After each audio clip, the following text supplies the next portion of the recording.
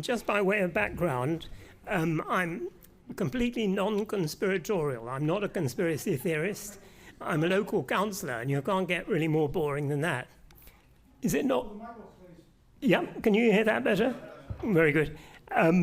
So just to repeat, I'm not a conspiracy theorist. I'm a local councillor and very boring. So you can't really be a conspiracy theorist if you're a local councillor. What I was going to say is that when I was getting a glass of water in your bar at the back, a gentleman had his mobile in his pocket. And I said, this is my mobile and it's off. And it's only in my pocket when it is off. And I promised Liz that I would bring this meter, because it tells 1,000 stories. This mobile is on at the moment, and it's picking up a signal from a transmitter. And I just better switch it on, then you know I'm telling the truth. And here we are. So it's ranging from 7,000 millivolts and goes up to 19 or 20,000 millivolts. And the Council of Europe, which is not the European Union, it's set up by Britain and other countries after the Second World War to stop European wars. The Council of Europe recommends for the medium term, which we're in now, 200 millivolts. So if you got between 7,000 and 19 or 20 or 23,000 millivolts going through you in your back pocket, it's not surprising one in two of us get cancer these days. And before this technology in 1930s in Britain, it was 1 in 17, that's 6%. So I like human beings. I don't like to see them getting cancer. So if you've got your mobile, I recommend you to keep it off if it's in your pocket. So that's my promise to Liz. Now, what I was going to say, I'll just turn it off because I don't want to irradiate myself while I'm talking to you and drop dead in the middle of the talk. Right, ACHES. ACHES is Adult Child Health and Environmental Support. And you've probably all heard of Robert Kennedy Jr. He runs an organization called Child Health Defense, Children's Health Defense. And it was really because of what Robert Kennedy is doing in America that we set up CH in the UK to try and emulate what he's doing. I mean, we're on a much smaller scale. We've only just started. But to bring over to the public what's actually going on in relation to 5G and why it's going on. And I'm optimistic because Robert Kennedy Jr., as I'm sure you all know, is joined up with Donald Trump. And Donald Trump has said that if he gets into power, after November the 5th, then he'll appoint Robert Kennedy to a senior position in his government. And Robert Kennedy Jr. has been talking about the dangers of 5G and about the vaccines. And the combination of the two needs to be brought out to the public. And Robert Kennedy Jr. is much more famous than Nicholas Martin, a local councillor in Berkshire. So I'm sure he's going to have much more effect on the world. Right. What is the difference between 5G and 4G? And how does 5G relate to the World Economic Forum plans to remotely monitor you and me? And that's otherwise known as the Fourth Industrial Revolution. In other words, at the moment they can pick you up where you go, listen to your conversations through things like Alexa, and they record your conversations. They can hear what you're talking on your mobile phone. The Fourth Industrial Revolution can dispense with all that and monitor you directly, not through your mobile phone. So moving to the next one, right. This is a summary by a Forbes magazine, which is a well-known magazine. It can't be called a conspiracy theorist magazine. So they're telling you through the press what they want to do. When the Internet of Things connects with your body, the result is that the Internet of Bodies is an extension of the Internet of Things and connects the human body to a network through devices that are ingested, implanted, or connected to the body in some way. Once connected, data can be exchanged, and the body and the device can be remotely monitored and controlled. Controlled is a euphemism for making you sick and bumping you off. We'll come to that a bit later. It's interesting that they also have been working on vaccines. And this present invention generally relates to injectable electronics, and vaccines inject you. In some aspects, the present invention is generally directed to systems and methods for interfacing an electrical cable with electrical elements, such as nanoscale wires, and that's a very important phrase, that are injected or otherwise introduced into a subject. And we'll see more about that in due course. People say to me, even in the 5G movement, that I'm nutty. Well, I could well be nutty. I mean, my wife, I'm sure, would tell you that I'm nuts. But they've been putting nano stuff in vaccines long before COVID. This goes back to 2017, and this is an electron microscope printout of what they put in these things like flu vaccines, things like Prevnar, Infarix, those sort of vaccines which are used all over the world. They've got these nano components in them, and we'll understand later why they put them in there. And next one is, oh yeah, I left my fags in my briefcase. I meant to get them out so I could light up. And the reason I said, can I have a fag, is because things can change. 50 years ago, everybody in here might have been lighting a cigarette, but today I'd get thrown out. And it shows you things can change in our society, and I'm optimistic that things will change. I mean, look at what happened to Prince Andrew. Just by public knowing that he was connected with two of the worst paedophiles in the world, Epstein and Maxwell, he's not coming to Gateshead and opening up another Tesco or a Waitrose anymore. In relation to bumping you off, I don't know whether anybody feels there are too many of us in this room. If you do, you can ring these people up. For example, the person who's Bill Gates' dad worked with, Margaret Sanger, said something very nice. She said, all of our problems are the result of overbreeding among the working class, God rest our souls. The most merciful thing that the large family does to one of its infant members is to kill it. Well, that's nice. Dennis Meadows, he wants to reduce the population from 7 billion to 1 billion, and he wrote a book for the United Nations. Stanley Johnson, dear Boris's dad, he thinks the population of UK should be about 15 billion, and we're about 70 billion now. And one more person, Japan's Deputy Prime Minister, you cannot sleep well when you think it's all paid by the government. This won't be solved unless you let them hurry up and die. And perhaps we should do one more, because it's so remarkable what they say. It says, Gorbachev, who always seemed to be a very nice chap, he got on well with Mrs. Thatcher very well. Maybe they were of a like mind. He says, we must speak more clearly about sexuality, contraception, about abortion, about values that control population, because the ecological crisis, in short, is the population crisis. Cut the population by 90%.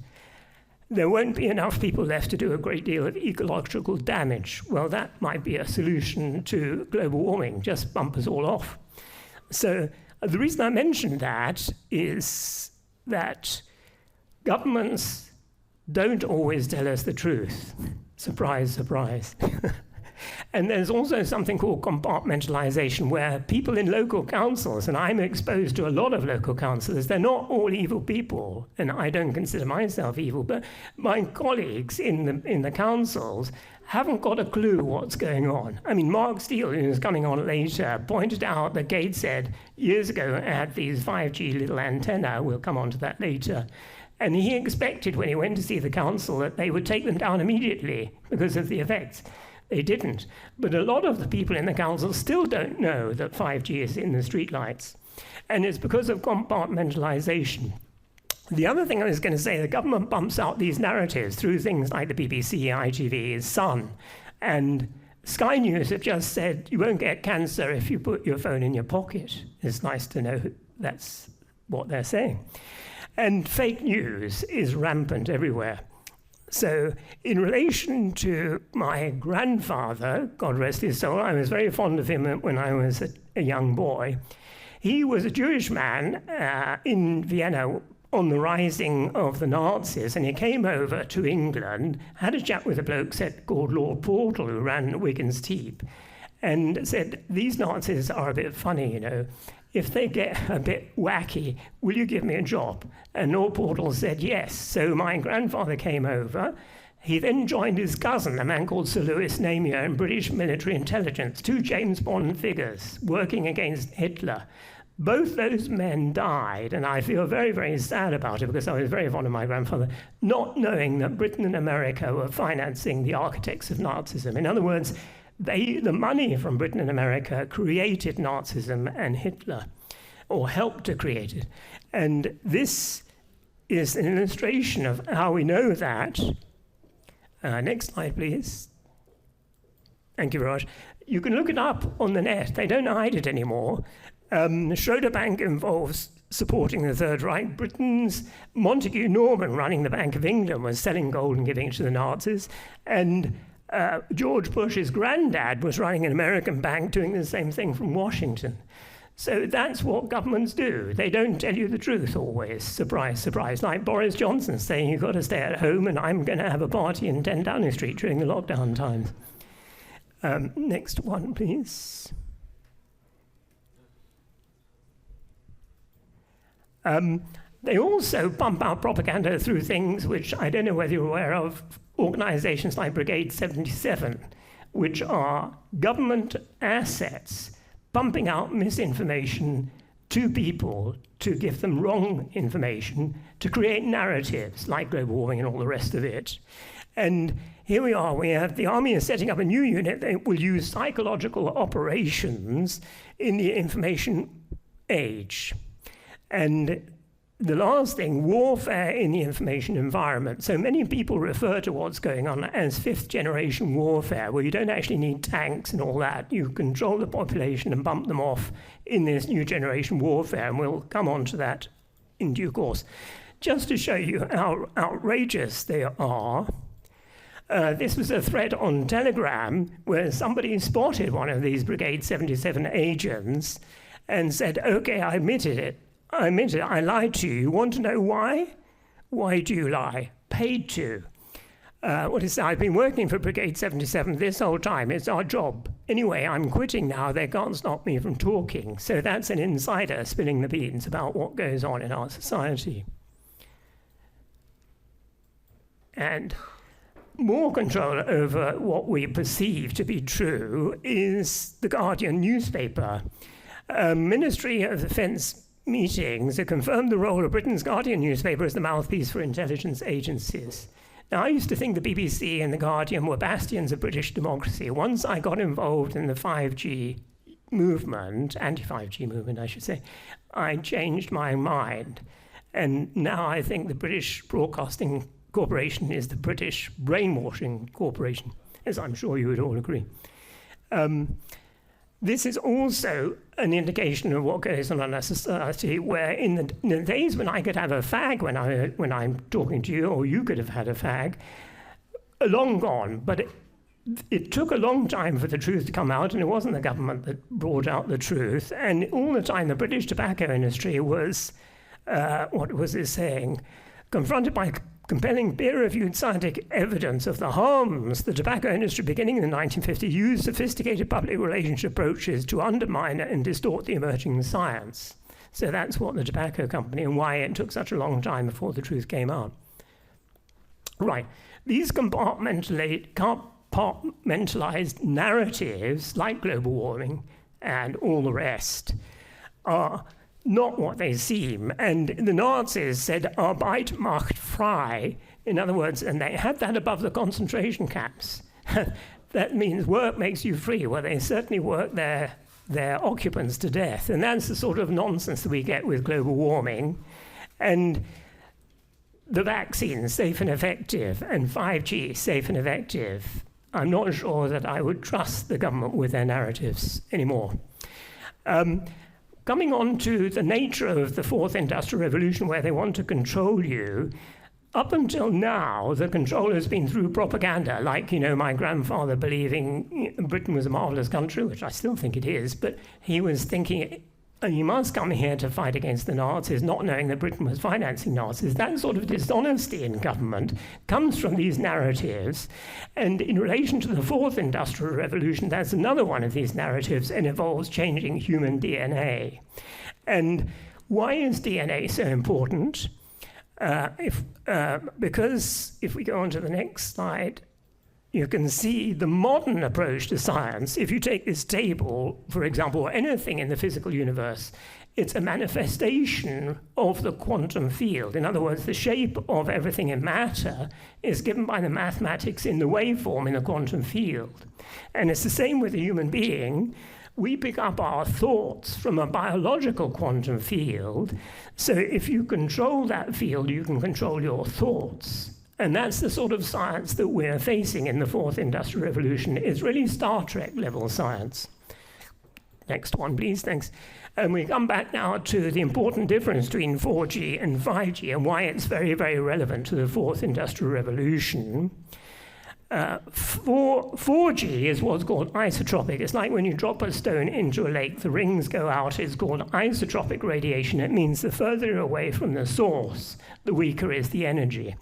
5G is not that at all. It's a beam forming like a laser beam, energy in a beam wave, and that shows you how you can bring it about by phasing the signal, for example, to cancel it out through interference patterns. And the other aspect is it backhauls. You need that beam wave to scan the field for emitting devices, and then you can take the information and send it to a computer. And next one. And so it originated on the battlefield, and in order to scan your enemy, because in their tanks they'll be sending out a signal, you need to scan it with a 5G beam, pick up where they are, locate them, target locating, and fire a 5G beam, blow them out of the battlefield, and that's how it works. That's the origin of 5G. And these are 5G weapons, for example, just to show you that they do actually exist. And you can put in 5G weapons on the internet and you'll get a whole host of information. Right, returning to the streetlights that Mark Steele was the first one to tell us about, these are streetlights all over the country. I mean, if you leave Gateshead and go anywhere else, you'll see these little lights and they have a bump on the top. That bump on the top holds a 5G antenna, a plate lens antenna, and we go on to the next one. Oh yes, and this is, as I say, some people in our anti-5G world, they don't accept it because they think it's conspiracy theory. I mean, it's even inside the anti-5G movement. But here you've got Ericsson, which makes some of these light bulbs, saying this is very much, of course, small cells, they are small cell antennae, also require power source and backhaul to connect to the 5G's carrier network and eventually the internet. So here's a streetlight manufacturer telling you that they're in the 5G network through these little 5G antennae called small cell antennae. And so gradually I think we're beginning to convert the people in the anti-5G movement. This is all true. And to recap, they want to remotely monitor and control you and backhaul the information. So the 5G scanning beam picks up all your information, sends it back to a computer, and then they can decide what to do with it. So if we go on to the next one.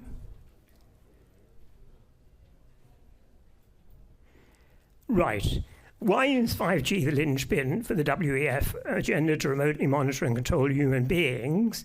Because you've got 7 billion of us, so you need to scan us, and backhaul it to a computer, because you can't have a bloke in an office scanning 7 billion people. So you need to have it computerized. And that's the essence of why 5G is necessary and why backhaul is necessary. And as part of AI, part of computerization of the human being, what's called transhumanism. And what the lady who was talking about the sexuality of children is also part of transhumanism. It's all part of this narrative to change human beings from what we are currently into something which we are not, which is a form of population reduction because it means the ending of humanity as we know it. This is an example in Glasgow where you set up so many transmitters, all sending out beam waves, So you can, when a person walks around in that environment, they'll create a disturbance in the field, like walking around in a room full of ping pong balls. It dislodges the balls, and you can scan that, pick up that disturbance, and send it back to an AI computer, digitized form, and locate where a person is. And they can listen to your conversations. Right. This is an American chap. Suddenly AI has turned every Wi-Fi router into a camera that can work in the dark, especially tuned for tracking living beings. The revelation comes from a presentation by co-founders of Center for Humane Technology, Tristan Harris and Asa Raskin, talking about the AI dilemma. So he's just confirmed what I was saying. You move in a densified field and create disturbance when you speak, and they can see you and listen to your conversations, and that's why the street lights are there. They're not there because they're reducing global warming. That's a front, a narrative, one of the false narratives. They're there as part of a control network.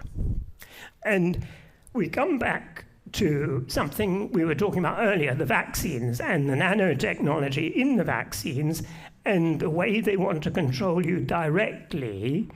And this comes back to what's called the wireless body area network, where you've got this densified field.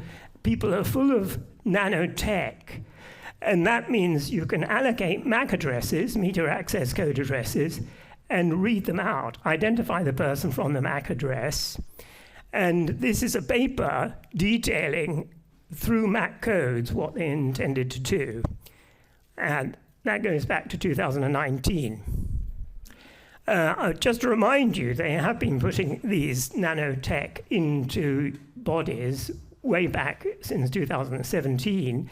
They spray them in the air, we breathe them in, and we eat food, and it's got it in. So they're hell-bent on getting this nano inside us because of this agenda. This is another article on the 5G wireless body area network, and they can pick up your blood pressure, they can pick up all sorts of information about your heartbeat, who you are, what you're thinking, and they can change your thought processes.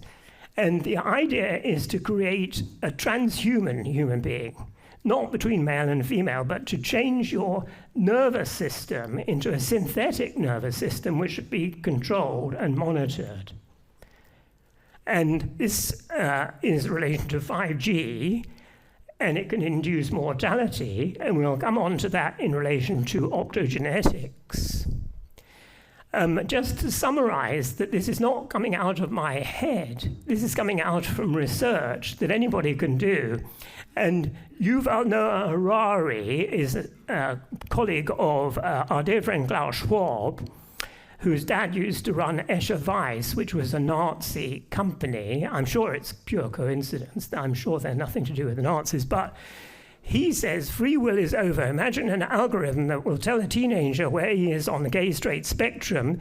Today we have a technology to hack human beings on a massive scale. People could look back in 100 years and identify the coronavirus pandemic as the moment when a new regime of surveillance took over, especially surveillance under the skin. So this technology can pick up your biometrics, and that's what he's talking about.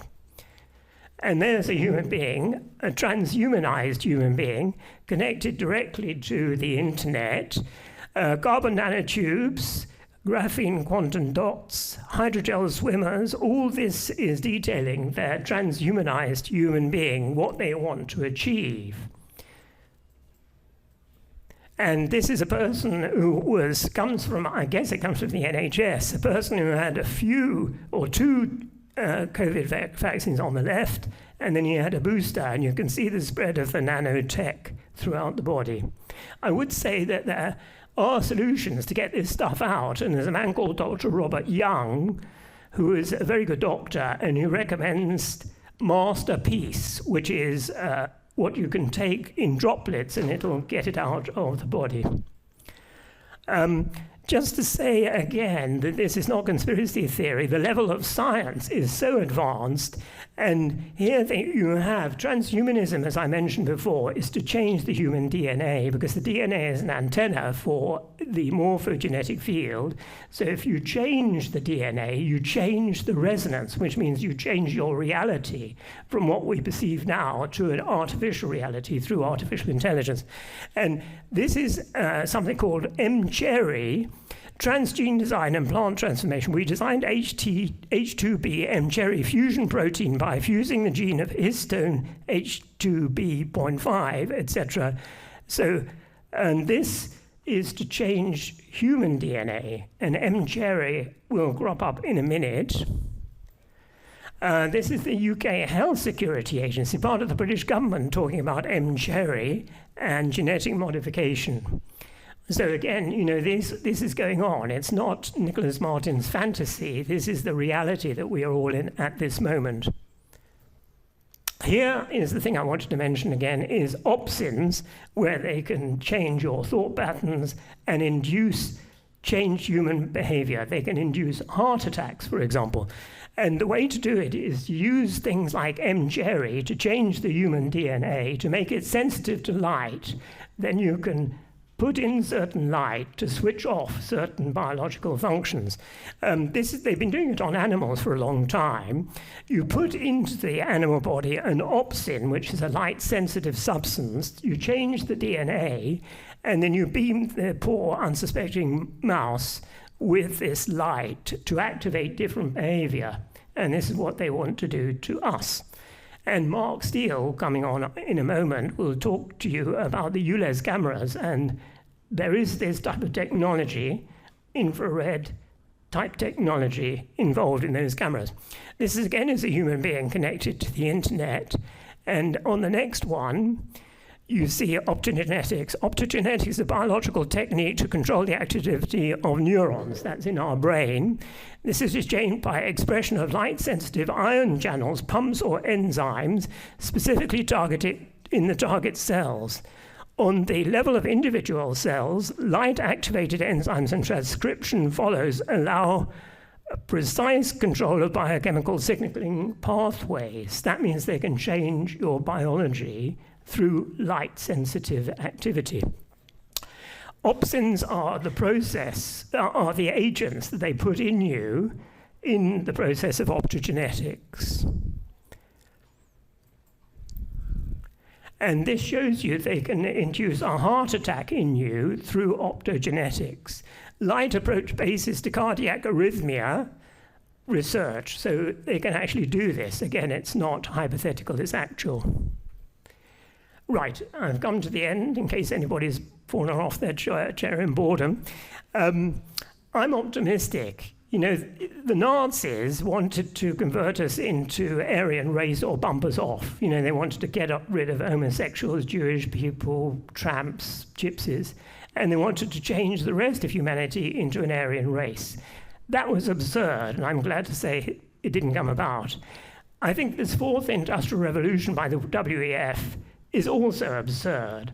And the reason I'm optimistic is for the reasons I said. You know, R.F. Kennedy, if he gets into power, is going to do things. And we just need to be, at local level, making people aware. I let my local councillor colleagues knowledge of what's going on. I talk to people. AICS is getting it out to the public. This sort of meeting is going on. And we need to be aware of the madness. And that awareness sorted out Prince Andrew. It sorted out the post office scandal. And that awareness of the lunacy of the fourth industrial revolution can bring it to an end.